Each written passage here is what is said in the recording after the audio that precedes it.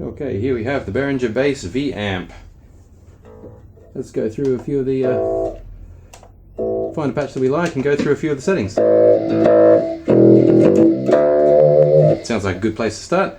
Simply rotate the dial to try a whole bunch of different amplifiers.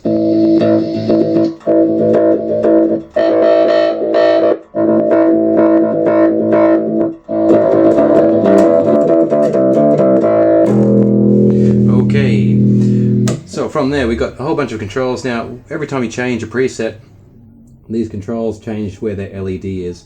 So there's no remembering where knobs is or anything like that. It's all remembered in each of your presets. You've got 25 banks of 5 individual patches. Okay, and over here we've got a whole set of modulation effects. I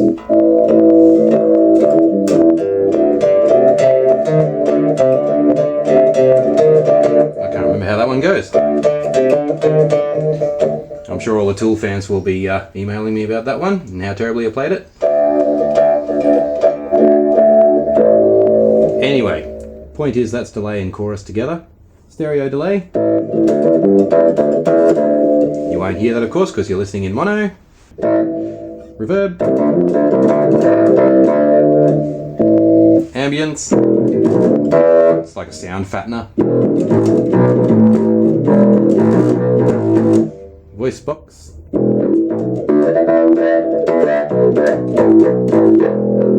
Kind of like a vocally sounding phaser. Sub-octave bass booster.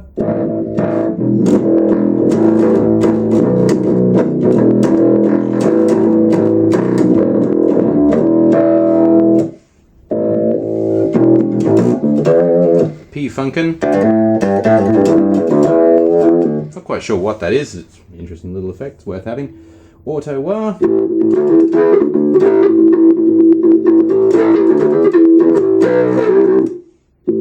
Rotary Cabinets.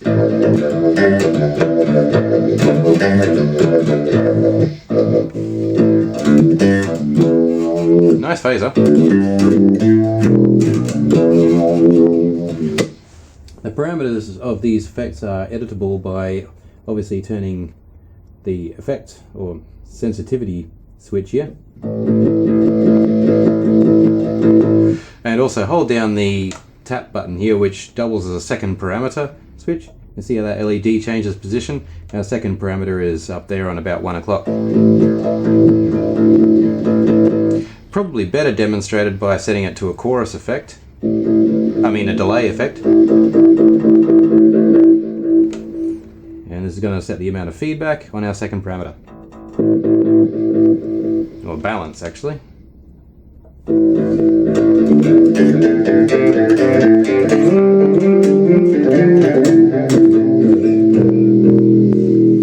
Okay, so master volume control here. Compressor is just a simple one knob system. The editing system is a bit weird. Press these two buttons together, the bank up, bank down button together to start editing, and then the patch switches then become parameter switches. So here we can change our MIDI settings because there is MIDI socket up here at the back, MIDI in and out. Probably couldn't quite see it from that angle, but I won't flip it right over just yet. Okay, our drive control. This is where it gets interesting because the Bass V amp by Behringer is an effect system that really makes you work to find the good sounds. There are, I think, 23 different cabinets you can choose from. I've found 12 to be a consistently good one.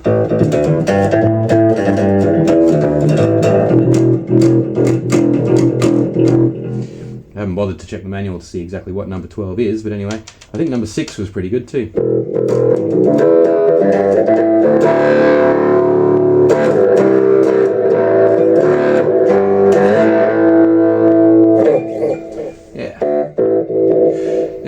And within each cabinet setting too, you've got treble and bass settings. Sometimes it's middle and bass setting too, depending on the kind of cabinet you're emulating, I suppose.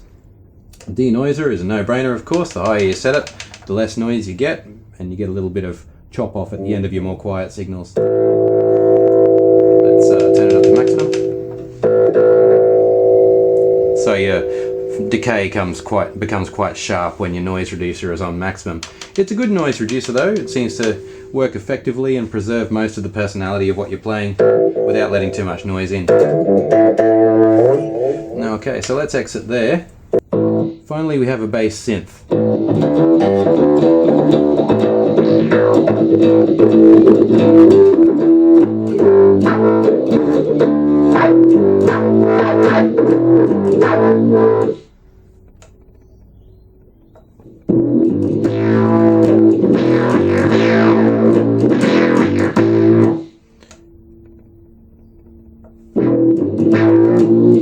So every position of this LED light is giving us a different synth noise.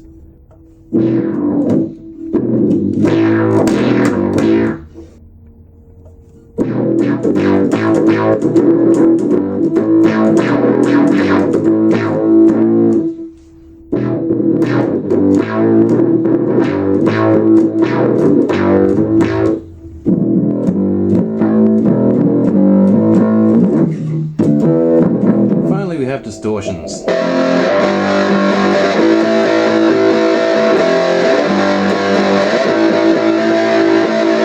Which are pretty fierce.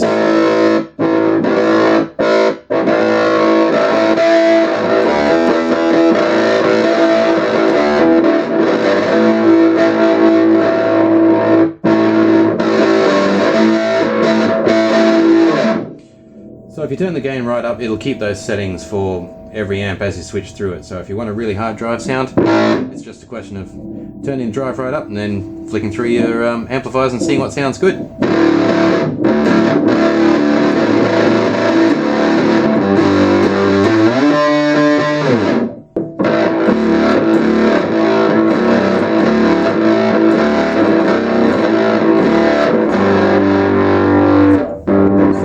Guys, that's the Bass V amp by Behringer. It's nice, light, portable, got a good, funny, interesting operating system that will make you experiment. It's one of the weirdest looking and the weirdest to use that I've ever had the pleasure of reviewing. So thank you, Behringer, and thanks for watching.